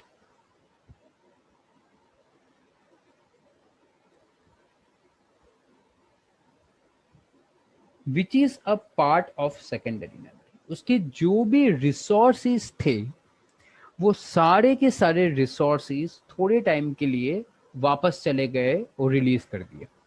Okay, so if it is a long wait, अगर वो बहुत लंबे समय तक वेट करेगा तो उसको हम क्या करेंगे, सस्पेंडेड स्टेट में डाल देंगे जो सेकेंडरी मेमोरी में है, ताकि हमें कोई और प्रोसेस एग्जीक्यूशन करने के लिए जगह मिले। ठीक है, वरना क्या होगा, एक प्रोसेस पड़ी रही है और दूसरी प्रोसेस आ नहीं सकती है क्योंकि ऑलरेडी इसने जगह रोक के रखी है। ओके, तो it is a wastage of resources. तो रिसोर्सेज मेंटेन रखने के लिए हम क्या करते हैं कि थोड़े टाइम के लिए उसको सस्पेंडेड स्टेट में भेज देते हैं। ठीक है, कुछ टाइम के बाद आपको याद आता है, अरे यार मैंने तो जूम ओपन किया था, उसमें मैंने कुछ किया ही नहीं काम। ठीक है, तो मुझे वापस उसको ओपन करने दो और उसको मुझे जो काम करना है वो काम करने दो। ठीक है, तो जैसे ही आप उसको रिसोर्सेज दोगी वो वापस कहाँ चला जाएगा, रेडी में। Okay, so whenever we are having IO और resource complete.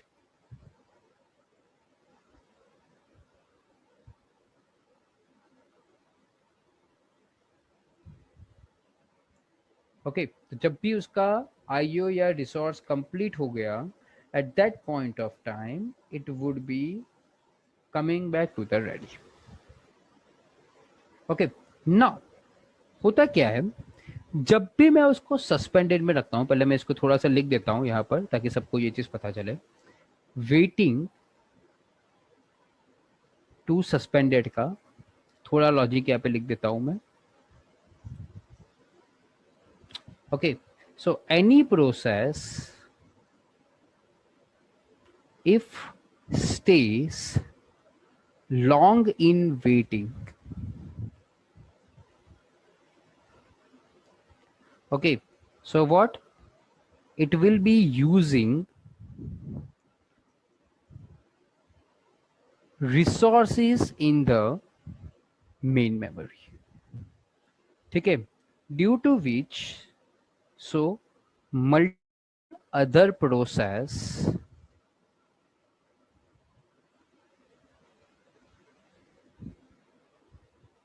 might not get memory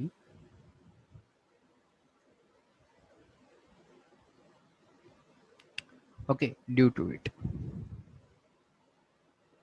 So हम उसको क्या करते हैं, so we keep in suspended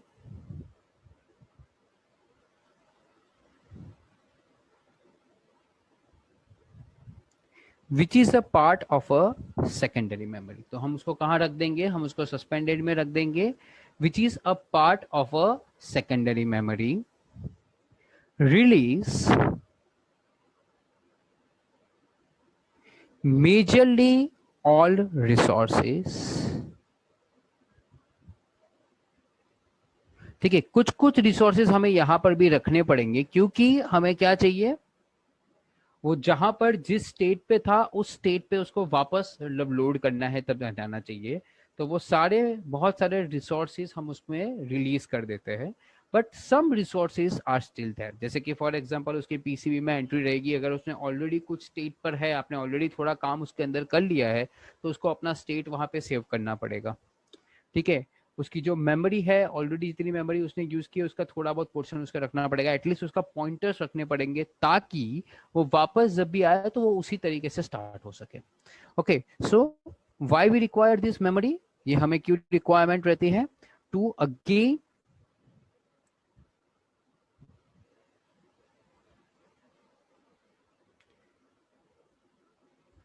start or you can say to again resume from same place.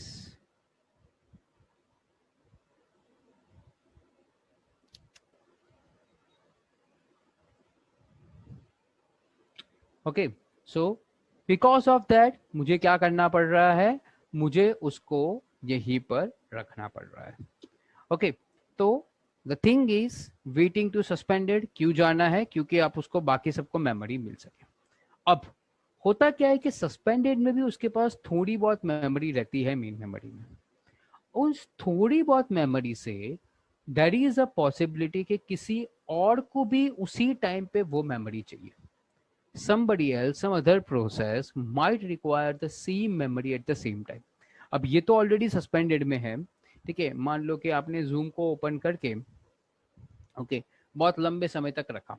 अब zoom कोई ऐसा resource share कर रहा है जो गूगल मीट को भी चाहिए होता है। ओके, फॉर एग्जाम्पल उसके बीच में कोई कॉमन रिसोर्स है, रह गया है। ओके, सो वो गूगल मीट को भी चाहिए होता है वो रिसोर्स, तो it would be what, it would be a deadlock, क्योंकि जूम के पास जो रिसोर्स है वो गूगल मीट को चाहिए। Without that Google Meet cannot do, और जूम तो वैसे ही पड़ा हुआ है सस्पेंडेड में।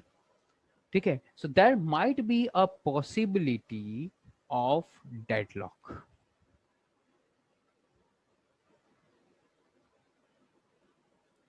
ठीक है, सो जब भी आपको कभी सिस्टम में ऐसा कभी सीन रहता होगा, आपने कभी देखा होगा कि आपकी जो पर्टिकुलर सिस्टम है वो नॉट रिस्पॉन्डिंग हो रही है, ओके इसको आप चालू ही नहीं कर पा रहे हो, कभी ऐसा सिनेरियो रहता है तो you can not able to solve it, तो आपको बोलता है कि भाई this is taking a lot amount of time, either we need to clean the application और wait for some time.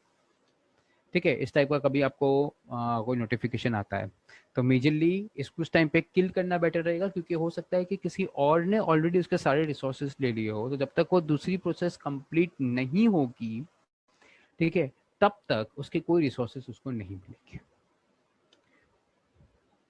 Okay okay, तो अगर सेम रिसोर्स किसी को चाहिए तो हम उसको क्या कहते हैं, डेडलॉक। डेडलॉक से मेजरली वो प्रोसेस क्या होती है, टर्मिनेट हो जाती है। Okay, the same process would be terminated, तो आपको उसको वापस पहले से रिस्टार्ट करना पड़ेगा फ्रॉम न्यू, या तो फिर if it is having a wait, बहुत लंबे समय तक आप उसको वेट करके रखा, then it again might go to the suspended state. Okay, so it's about the process completion waiting.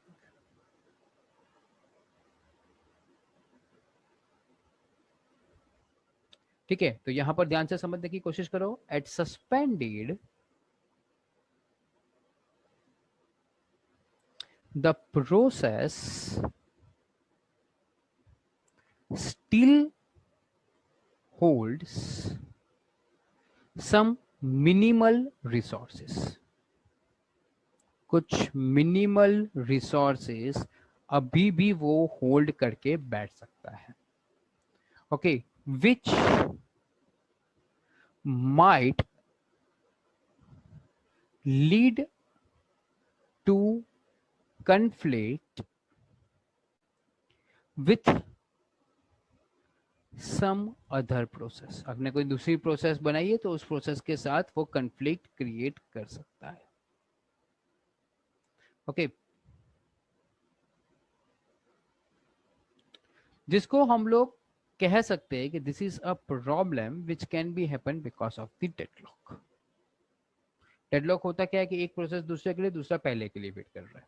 ठीक है, तो यहाँ पर दूसरा पहले के लिए, पहला तो है वो दूसरे के लिए वेट कर रहा है क्योंकि इसके पास रिसोर्सेज है, दूसरा पहले के लिए वेट नहीं कर रहा है, पर दूसरा जिसके लिए वेट कर रहा है वो होने वाला नहीं है। Okay, at that point of time what we will do, we will move them to the deadlock state, move process to deadlock state,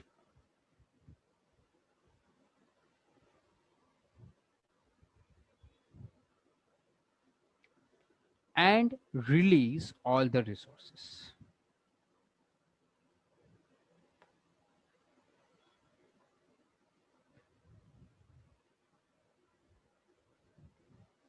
Okay, and then we continue execution, और जो भी उसका काम है, continue execution of another process.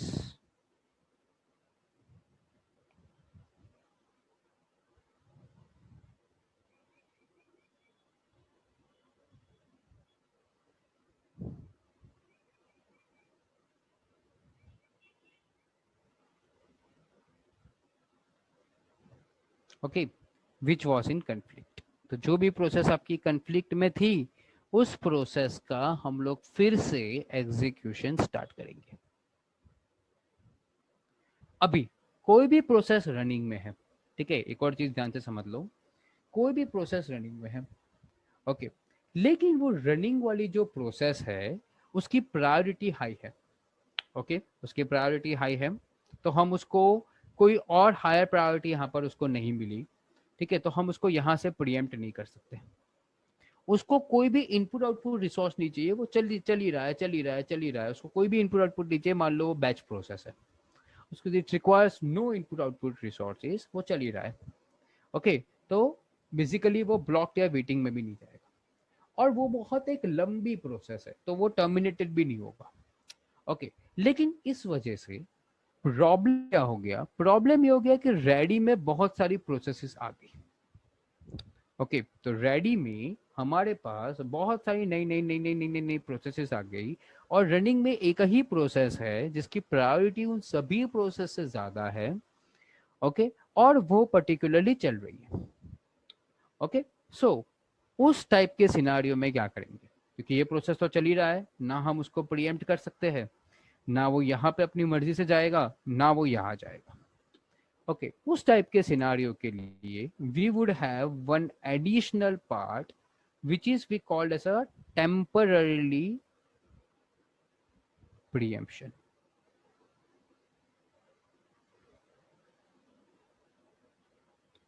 Okay. ये भी आपका तभी हो सकता है जब आपके पास प्रीएम्प्टिव शेड्यूलर हो, तभी ऐसा चीज हो सकती है। तो हमने उसको टेम्पररीली प्रीएम्प्ट किया, जो हम कहाँ पे लेके जाएंगे, एक टेम्प क्यू करके एक स्टेट होता है, ठीक है, वहां पे लेके जाएंगे जब तक ये प्रोसेस थोड़े टाइम के लिए यहाँ पर रहेगी, और उसके बाद it would again go back to ready, okay. So ये कब रेडी में जाएगा, जब रेडी एम्प्टी, और रेडी के ऐसा लगेगा कि हाँ भाई अब मेरे पास जगह है, मेरे पास बहुत सारी प्रोसेस थी वो मैंने खत्म कर दिया फटाफट फटाफट फटाफट, ओके, और मेरे पास जगह बची तो मैं उसको यहाँ से वहां पे लेके आया,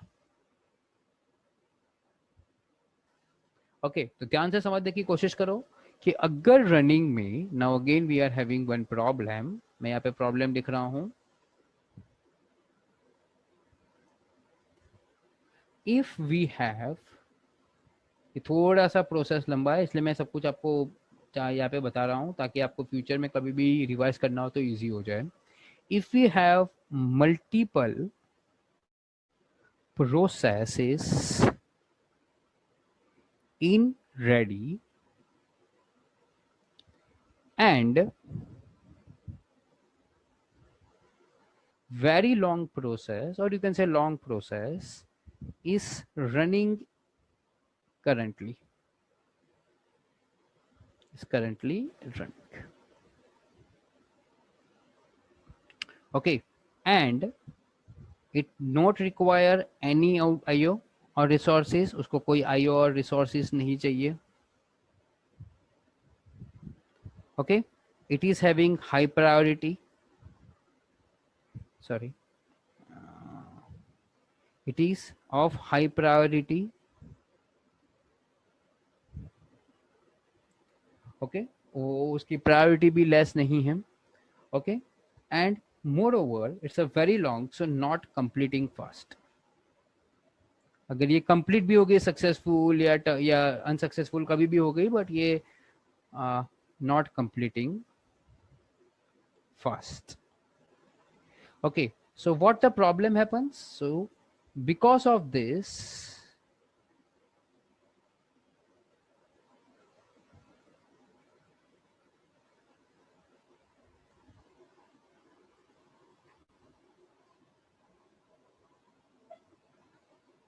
ओके, सो इसकी वजह से जो आपका रेडी क्यू है वो फुल हो गया, okay, and it cannot able to hold more, and there is a resource crunch,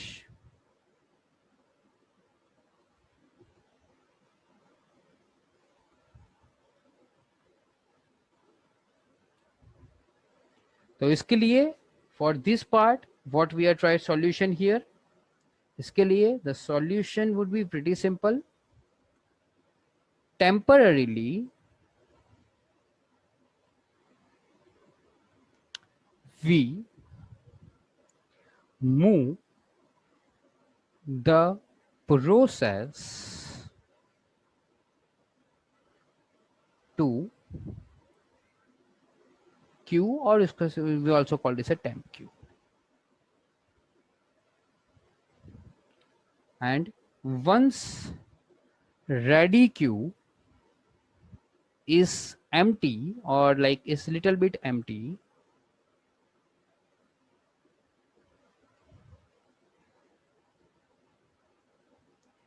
take that process from queue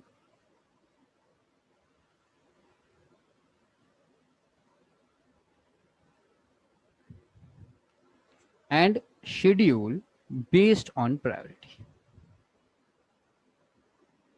again schedule तो प्रायोरिटी के बेस पर ही होगा. Okay, everybody able to understand the flow, किस तरह से इसका फ्लो बनता है पूरा. So this is the entire state diagram. ये जो है वो पूरा के पूरा आपका स्टेट डायग्राम है. इसमें अभी भी और 3-4 स्टेजेस ऐड होते हैं इन द एक्चुअल फ्लो, लेकिन हमारे सिलेबस में इतना इनफ है. ओके, सो ये जो सस्पेंडेड है, डेडलॉक है, टेम्प क्यू है, ये सब स्टेट्स की आपको कोई ज्यादा जरूरत नहीं पड़ेगी इनसाइड द एग्जामिनेशन. ठीक है, मेजरली आपको जो समझना है वो न्यू, रेडी, रनिंग, ब्लॉक्ड और वेटिंग एंड टर्मिनेटेड. टर्मिनेटेड में दो टाइप के हो सकते हैं, सक्सेसफुल टर्मिनेशन और एबनॉर्मल टर्मिनेशन. लेकिन अब बाय डिफॉल्ट समझ लो कि दिस इज अ टर्मिनेटेड, तो या तो वो सक्सेसफुल होगा या तो वो अनसक्सेसफुल होगा. Okay, simple. सो आज हमने जो बेसिकली समझा today, we had understood about 3 things. पहले तो ऑपरेटिंग सिस्टम क्या है. Okay, so what is OS, आज हमने बेसिक चीजें ये समझी.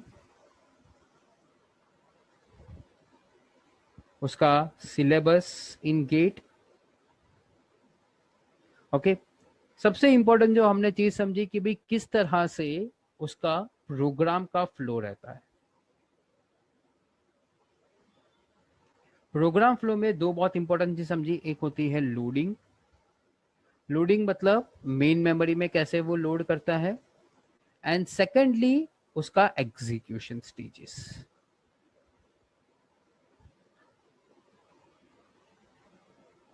ठीक है, कोई भी प्रोग्राम किस स्टेज में जाता है अपने एग्जीक्यूशन करने के लिए, this is our state diagram.